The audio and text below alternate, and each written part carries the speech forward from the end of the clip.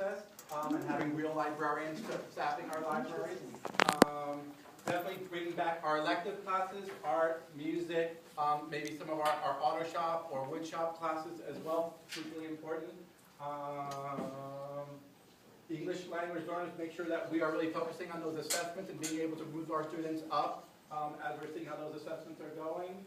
And from my group, anything else that's kind of big? Well, also like higher level learners, you know, gate type of stuff. Gate, making sure we're advanced. at least assessing for gate and providing opportunities for our gate students as well, not to forget, because those students are equally as important as all the other students. Our group, anything else? Okay, thank you. All right, great, thank you, conditions of learning. All right, engagement, what did we have as common themes? Well, we have that our teachers are wonderful, Okay. and so are our parents. But we looked at teacher prep and collaboration time. Counselors came out, different types of counselors, whether it's social emotional, whether it's a career counselor, but guidance counselors, but there was definitely a need there. In terms of other positions, looking at more campus supervisors, with the whole climate. We talked about communication, so different ways of communicating, effective communication, email, website, conference visits, but also communication between teachers as well as special ed staff, for example, in the crisis mode, and also increasing our special ed assistants and their hours from 5 up to 7 and beyond, and then also get rid of some of these 3-hour positions because our students are in school for 6 hours or 7 hours there. Support materials. Interesting thing that came up is it started out as a contract for behavior and academics for, first they said transfer students, and then they said, you know what, maybe all students. Maybe we need to, at the beginning of the year, all students are on an academic or behavior Some contract. places have the parents sign the contracts. Right. Yes, let's do And that. some schools do have contracts The compacts. there. Yes. Talk about alternative settings for students. There are students that do interfere with the learning of others, and looking at some alternative settings for those darlings. Bringing back the art, the music, dance, poetry, visual arts. Looking at physical education, recess for our elementary, relationship building, and then another one, as you know, the cell phones are sometimes a distraction in the classes, so how do we either remove the cell phones or check them in?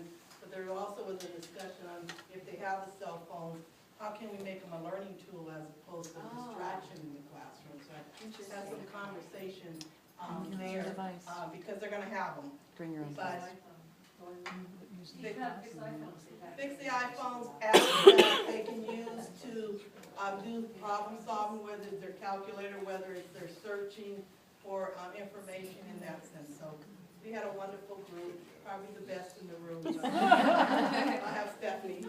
So engagement had a lot of extracurricular, I'm hearing, and into people outcomes. Stephanie. Very similar to what's already been shared. A lot of conversations around to help your child be college and career ready, there needs to be clear, strong relationships between teachers and students, students and parents, teachers and parents. So that whole combination around how we engaging and helping build that relationship. Increase and bring back summer school, more options for electives, reduce class size, potentially a 7-period day, because, you know, the students need, then it kind of goes right into here, is they're not sure exactly what to take, and there's only so much time in the day, and so they have to make a choice. And could there be options for them to really kind of get a better sense of what those electives and summer school options would be? Counseling, but not just college and career, but really some of that social emotional stuff. And it was shared that just because you might be at the upper end of the schools such as Northgate, College Park, there's a lot of pressure and stress and anxiety that our students are feeling, and they need to be able to process that and get that through, and that really is affecting everything else. So counseling around college and career and pathways and knowing where to go when I'm graduating, but also navigating middle school and high school. Pressure. Some clarity on assessments around what the assessments are telling us and what supports the students' needs, specifically around a 504. So that was just kind of, I think, more around communication, conversation with post-secondary on what assessments are telling us, and our assessments telling the same thing. And then last was really more bringing back arts and project-based learning, and not that it's an enrichment piece. It's that it's core. It's part of what every kid should have, not just if you tend to go to an after-school program or enrichment class or whatever. That it should be part of the base. Not an extra. Very nice. Very good. Well, very similar in 3 different categories, so that was very, very telling. We've been hearing different things across the district. Counselors have come up repeatedly.